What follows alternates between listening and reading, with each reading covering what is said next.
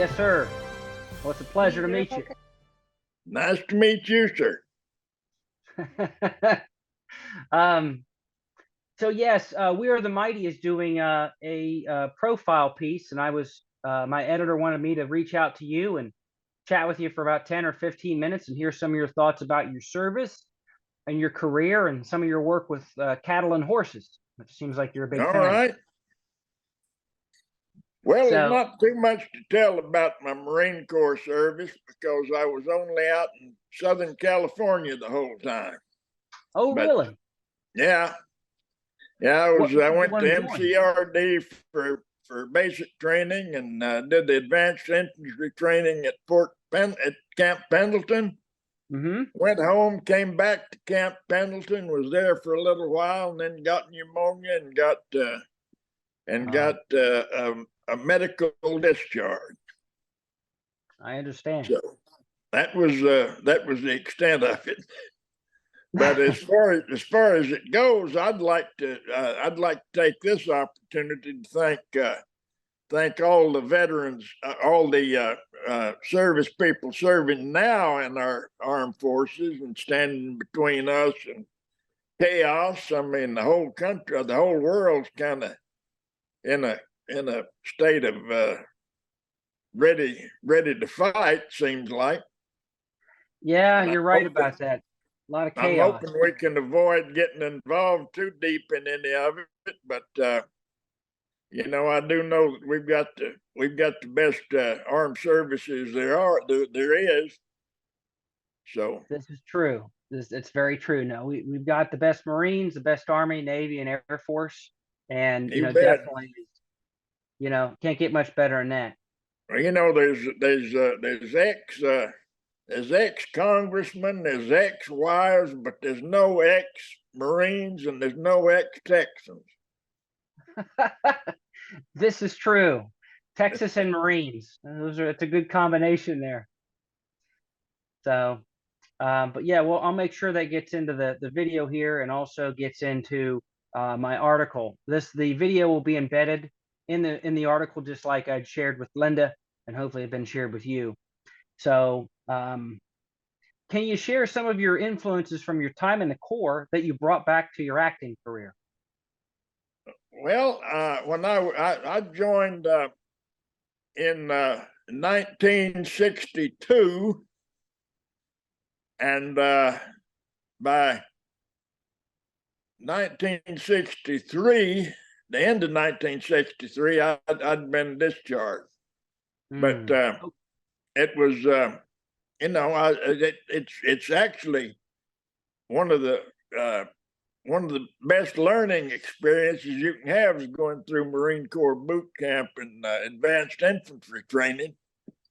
It teaches you you're not the big chief. You're part of the team. That's right. You need a good group of followers, because being a good follower, being a good follower is like being a good leader. It's the same thing, really. Yeah. So, did you have any stories or memories or lessons learned that sticks out to you? Well, it's been so long ago. We'd have Liberty, and I'd go into Oceanside. Going into Oceanside's kind of like going into Brownfield, Texas. There's not a whole lot there once you've been there. True. So I'd go to Oceanside, and then after that, I'd go down to San Diego or up to Los Angeles or something for the weekend. But no, I didn't have a whole lot of duty after my training. I got sick. I had that pneumonia, and it held on for a little while. And then they just kind of said, "Well, we're not going to fool with you anymore." Yeah, that happens. The Corps can be that way. What inspires you to be an actor? It was an ambition of mine from the time I was about 7 years old, before I had any idea what I was getting into. I went to those old B Western movies, and I thought, well, I can do that. And most people say that when they're 7 years old, but they grow out of it. I guess I never grew up. I I still understand haven't. I'm my wife tells me I'm the most adolescent 83-year-old that she knows. That's a great thing to keep your inner child alive. It is. Yeah, well, you got to in my line of work. If you don't, you're done. This is true with the curiosity and the developing characters and being interested. Yeah, yeah, you got to stay curious. As you get older, a lot of people when they get older, they get callous. They don't get curious. That's correct. They I kind of numb get more themselves. curious. What are you most curious about right now? Well, I'm interested in seeing where we're going as a world. Where it seems like it's we're in kind of some kind of a crisis right now, but I can't figure out where it's going. So I got to Mm. stay alive at least until I'm 90 to figure out where we're going. Well, you're still sprited. You're what are you, 82 now, I believe? I'm 83.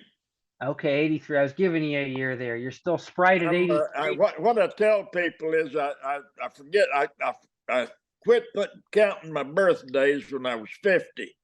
So I just last October celebrated the 33rd anniversary of my 50th birthday. Well, I that's a tell great that year. kids give them a math lesson. That's right. If they can't do a simple arithmetic, they're not working it hard enough at school. That's right. So, did you have any favorite stars that you watched on those B westerns as a kid?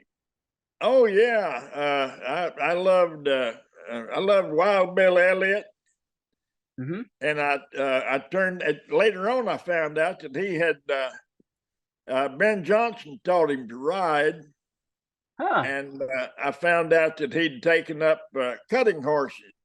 That big gray stud that he rode in the movies was actually his cutting horse. You're So into cutting I had a still picture of him cutting the cattle with that horse. Did you ever get to meet him? I never got to meet him. No, he was pretty long gone by the time I got out there. Understood. You like to do cutting horses, don't you? Oh yeah, I love it. I was out helping him gather cattle at the JA Ranch last summer, about middle of June, in August, I guess it was. I was out there doing a photo shoot, and they had me helping gathering cattle, and so it Mhm. was a lot of fun. That sounds like a lot I of fun. have a hard time getting on and off a horse anymore, but once you get up there, I still know what I'm doing. You're still a good operator. Oh yeah. Awesome. If you could share one piece of wisdom with younger people, veterans, actors, just folks in general, what would you share? Uh, Try to live your life so that when you're gone, you did more good than bad. Hmm. Because we're always going to leave the world a little better or a little worse than we found it. Let's all try to leave it a little bit better, and then we'll come out ahead. That's right. The next generation will. Yeah. Awesome. Do you have any family or friends or people that you know influenced your life, maybe through a lesson or? Well, my granddad influenced me quite a bit. He was a cotton farmer in West Texas. He had been a cowboy when he was younger, down in around Lampasas, Texas, and he moved up and started a dryland cotton farm in the late 20s Hmm. in right in the middle of the Dust Bowl. Wow. It'd been raining when he bought the farm, and so it was nice and green. And then that was in 1928, I think.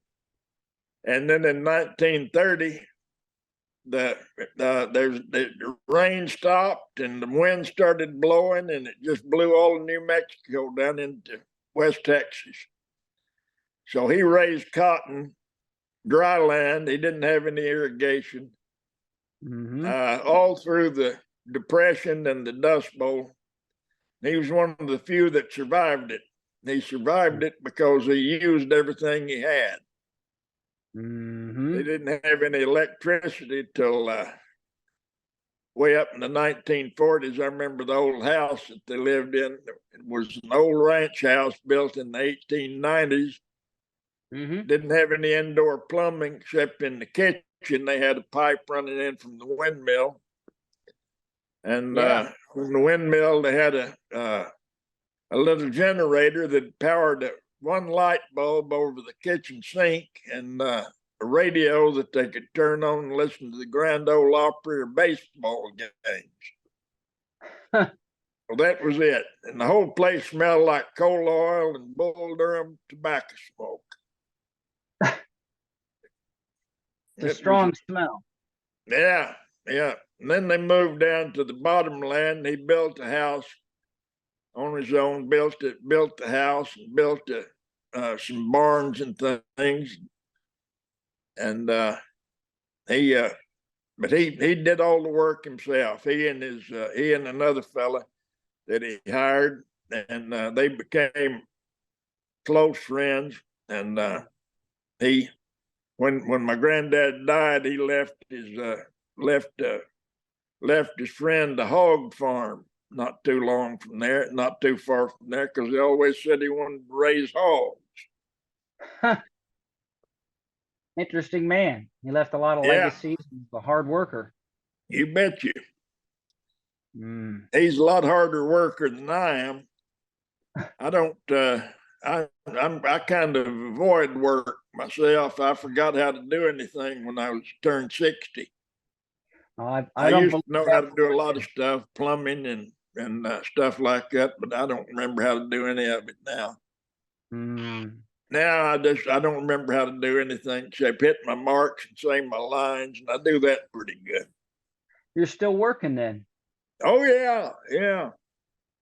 Yeah, you got to work on Stone and the ranch. I've been doing a one-man show. I go around to little theaters around Texas, and went out to Tombstone, Arizona, and did one at the Schifflin Hall, which was built in Tombstone in 1879. And so I'm sure Doc Holliday and Wyatt Earp and his brothers all went to shows there.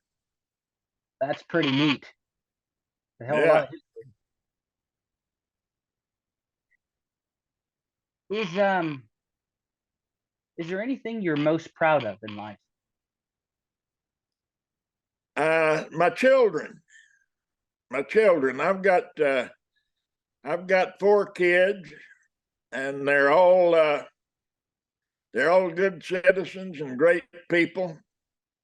My oldest son joined the Army as a paratrooper. He actually joined as a combat videographer. Neat. Right after 9/11. He was jumping out of airplanes carrying a pack and a rifle and a tripod and a camera when he was 30. So he was an old man. He was the old man of the bunch. Ruined his knees. Now he lives out in the Atlantic Ocean on a boat. Wow.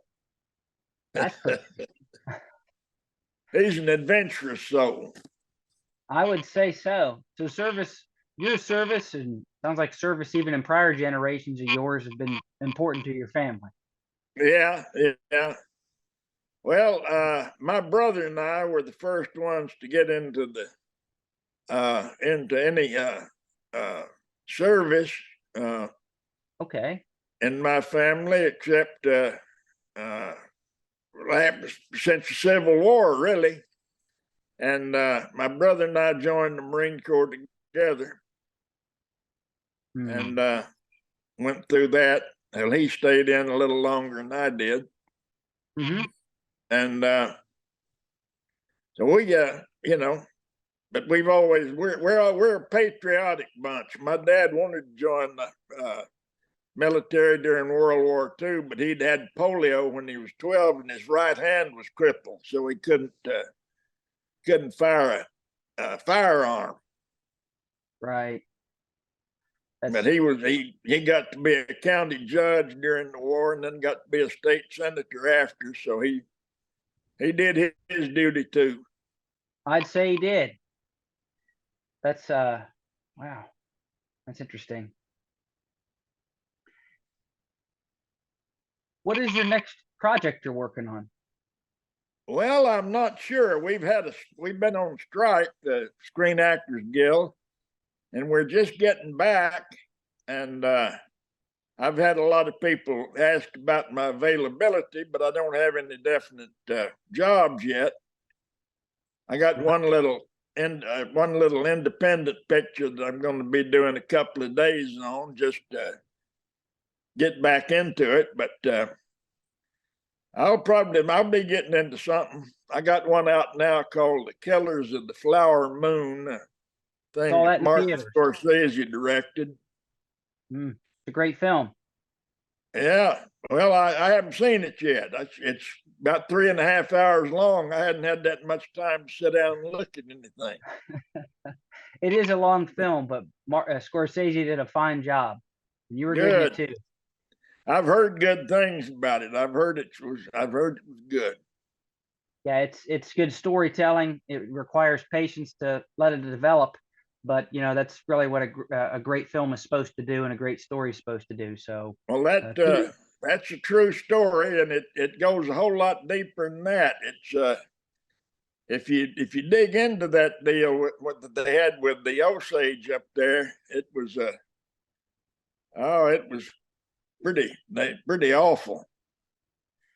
yeah. But it's a good story, though.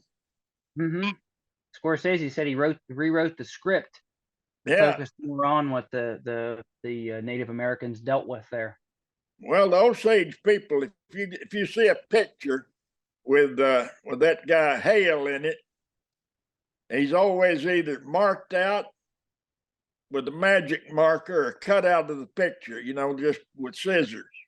Yeah. Wow. They call him the devil. They won't have an image of him anywhere. I can't blame him. Yeah, and after he got out of prison, he went right back there and lived there among them again. That's wild. Yeah. That's wild. I believe I'd have gone to California or gone to Tahiti or somewhere. Yeah, you'd think someplace a little more colorful and maybe tropical. Yeah, get away from that. I'd figure the Osage is killing. Yeah, you think if he went back there, even out of a sense of guilt or whatever, like you'd No, be he didn't have any sense of guilt at all. He wasn't. I guess he wasn't scared of anything. I don't know. That must have been the case, because I wouldn't have went back. No, man, me neither. I wouldn't gone back just because I couldn't face those people. Right. A sense of a conscience. Yeah. So wonderful. Well, Mr. Corbin, it's been a pleasure chatting with you. We can go on for a few more minutes if you'd like, but we've met our time, and you've. Well, I'd be happy to talk to you a little bit. My daughter's not coming to pick me up for another 10 minutes. We're going to go eat. Going to go have some supper. Okay. Well, let's chat some more. What are you going to have for supper? I'm not sure where she's going to take me. They take me to various places. I'm kind of like I become a child when I'm home. They pick me up, take me somewhere, or they bring me something to eat. You can't complain about that. Yeah. Well, when you get as old as I am, you kind of revert to infancy. But I'm a bossy infant. And a mustache. You're a mustached infant. Yeah. Well, my wife is a good bit younger than I am. Somebody said she keeps you young. I said, no, I'm making her old. No, and it's a healthy mustache you've got there too. Looks like you could twirl it if you Oh needed to. yeah, I can twirl the thing. I got it. I got it trained up pretty good. I'd say so. Looking looking like you could be a character in a 30s or 40s western. Yeah, well, I'm going to keep it until they tell me to cut it down. Then Understood. I'll trim it down to whatever they need it to be. Yeah. Did you got to work with Clint and you got to work with a lot of Yeah. western stars. What was that Oh, like? I worked with a bunch of them. Yeah, yeah. I didn't actually get out there early enough to work with a lot of them, but I became close friends with Ben Johnson and Harry Carey Jr. and some of those Yeah. uh, toward the as they when they were older, Yeah. and I got to be friends with. Well, I never met John Wayne, but I know all his family pretty well. Patrick and Michael passed away, but and then Yeah, Patrick's still alive. mhm. Ethan's running the deal now. Michael ran it till he died, and then now Ethan's running it. Patrick's still trying to run his career. He's still acting some. He's having a good time though. He's a little older than I am. Yeah, he's probably 84, 85 now. Yeah, yeah, He did an interview with me, gosh, a few years ago now during the pandemic. Nice guy. yeah, Was in the Coast Guard back in the really early 60s, like 60 or 61. yeah, Uh, and he had some interesting stories about being a Coast Guard reservist there in California. It was fun. And yeah. he shared about working with Jimmy Stewart and John Ford and, a lot of the greats. He probably Well, told you about. John Ford was an admiral in the Navy. That's right. Yeah, he served in the Pacific. Yeah, and he'd wear his uniform whenever he got a chance to drop of a hat. Oh, really? Oh yeah, yeah. He was proud of it. He should have been. He almost got killed, I think, in the Battle of Midway when he was filming. Oh yeah, he was under fire. It was pretty serious deal. Yeah. And And made a pretty good film of it too. a documentary, right? Yeah, Yeah, I need to watch that. That's on my yeah, to it's watch. good. It's good. He's telling his cameraman wanted to run away and get undercover, and he said, "Stay there." Pretty much He's like what he standing right next to him. did. He was definitely a brave man and a brilliant Yeah, director, hands down. yeah, What was it like working with? yeah. He was. All his Academy Awards were not for westerns though. I didn't realize it. Academy Award was Grapes of Wrath and How Green Was My Valley, Mm-hmm. and I think there's one more too, but I can't remember what it was. Wasn't Walter Brennan in How Green Is My Valley, or was I thinking of the Kentuckian? No, that is Donald Crisp was the head of the father. It was a Okay. Welsh coal mining movie. Hmm. The big Okay. drama was they went on strike, and the old man didn't want to. He didn't want to do it, and they finally got killed because of it. Hmm. But it was a reminiscent story. It's Roddy McDowell was it. It was his story when he was a kid Mm-hmm. in the movie, not in real life, but he played the part of the kid. Right. Right. I'll have to check that out. I've seen The Grapes of Wrath. That's a fantastic Yeah, film. I mean, that's a Henry Fonda. fantastic movie. Beautiful, beautiful photography. Yeah. James Ford. Wong Howe did the photography on that. Uh, and he'd worked with Ford a lot, if I remember Yeah, correctly. yeah. Mm-hmm. What was it like working with Clint? He was very very he doesn't do too many takes. The only direction they ever gave me, we had a long scene where we're at a poker table. Yeah. And he's threatening me with a shotgun. And he's directing the thing too. He said, let's just go until we break down. And so we went along till we ran out of film. Then they had to reload the camera. We had to reload the camera and then went a little longer. So that was it. And then he said, okay, that's it. Cut. Let's print. Let's go. Wow. Interesting. Yeah. Do you have a favorite director you worked with? Most of them are actors. Actors and directors a lot of times don't know what directions to give people. Right. I mean, they don't speak our language, Had one director one time tell me, don't make that face. And I said, well, that's not very helpful. What does that mean? Yeah. And he says, well, whatever face I said, well, you hired this face. If you don't like this face, why don't you fire it and hire another one? And what do you say to that? Said, no, well, I mean, don't make the face you just made. I said, do you have the idea that while I'm shaving in the morning, that I'm making faces and practicing that? And he said, no, I don't know what you do in the morning. And I said, well, I don't do that. Why don't you tell me to think something else? He said, okay, think something else. All right, roll it. Action. And I did the same thing I did before. And he said, that's brilliant. That's great. Okay. Thank you.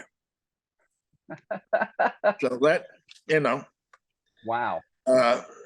He just wanted to say something. I also worked with the Coen brothers, and they don't give you any direction, or they didn't give me any direction. What they did was we'd finish a scene. It's a scene with me and Tommy Lee Jones. Mm-hmm. And then they whisper to each other like this. All right, let's do it again. We'd do it again. And finally, they said, okay, print. Now, I asked them after we finished that scene, I said, do you guys ever give anybody direction? And Ethan said, well, if we cast it right, we don't have to. And I thought that was the smartest thing any director ever said to me. That is. What's your best piece of acting advice you could give to someone? Acting? Mm-hmm. Well, I just have to repeat what Cagney said. He said, walk in, plant your feet, and tell the truth. Jimmy Cagney. That's pretty strong. Yeah, he was a great one for he'd plant himself and say what he had to say. He was one of the best. Him and I always liked Spencer Tracy. Me too.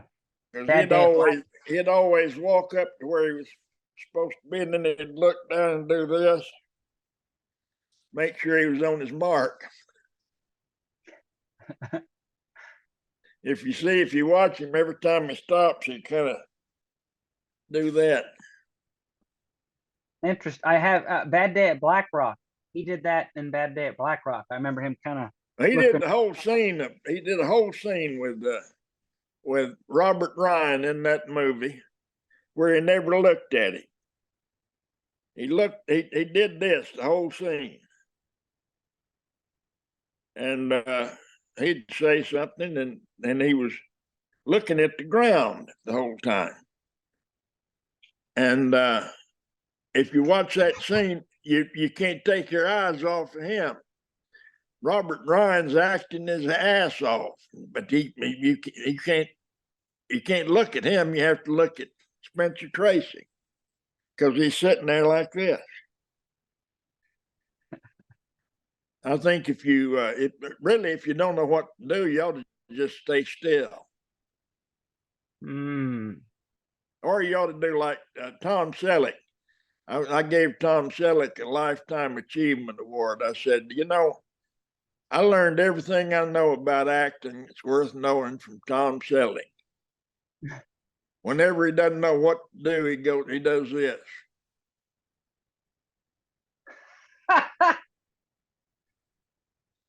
And he thought that was the funniest thing he ever heard. He does do that a lot. Yeah. And, Yeah. you know, that was a great show.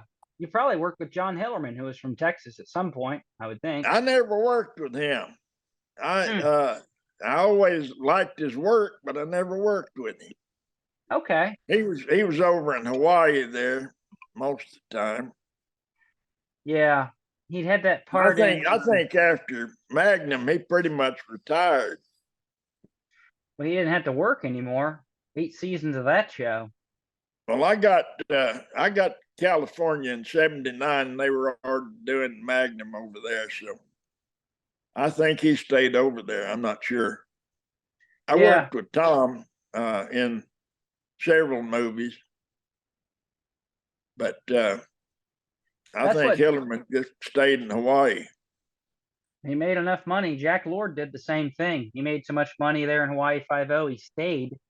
He almost, Don Belisario, who's also a Marine, Don almost talked Jack Lord out of retirement in the 80s to do an episode of Magnum, but Jack decided against it. Yeah. So. Well, that's what Dobie Carey decided he wasn't gonna do it anymore after Tombstone. He said he had a hard time remembering his lines, and he said, I'm done with it now. Yeah, Robert Mitchum. Yeah. Yeah, Mitchum was supposed to be in that movie, and he got sick, I'd heard. Yeah. He was going to be he's going to be the narrator, what part that Heston played. So they got Heston to do it. It's a good substitution. I love Robert Mitchum now. He's great. Yeah, Mitchum was terrific. I had a friend of his told me they were watching a Columbo that I did, and when I came on the screen, his Mitchum's friend Butch Huff was his name. He said Mitchum turned to him and said you never catch that guy sitting in his hat. And I said, I'm going to take that as a compliment. He said, that's the biggest compliment I ever heard him give anybody. I'm sure the way he delivered it was that kind of sleepy, melancholy. Yeah. I never did meet him. I did know his brother, John Mitchum. And I know Chris, his son, but I never did meet Bob Mitchum. Yeah, Chris was in Big Jake with John and Patrick. That's one of my favorites. But yeah, I didn't realize Bob Mitchum had a brother that acted until a few years ago. Yeah, John. He was also a poet. He wrote that poem, "America, Why I Love Her," that John Wayne did a recording of. Yeah, I think that was on Lawrence Welk or something. I've seen some of this stuff on social media with John Wayne and some of those guys. But wow, you got to rub some elbows with some big time folks in the industry and Western stars too. Well, I guess I better get out there. They're probably waiting on me now. It seems like that's a good idea, Mr. Corbin. Thank you so much for your time. All right. Well, I appreciate your time. Absolutely. I appreciate yours, Mr. Corbin. Also, again, I want to reiterate that I appreciate all the veterans who have served, but all the people particularly who are serving right now, because you're in a rough situation, and we're all behind you, or most of us are. So keep it up. Will do, Mr. Corbin. Thank you. I'll make sure that makes the art. Thank you. All right. Have a good night. Bye-bye. Thanks. Bye-bye.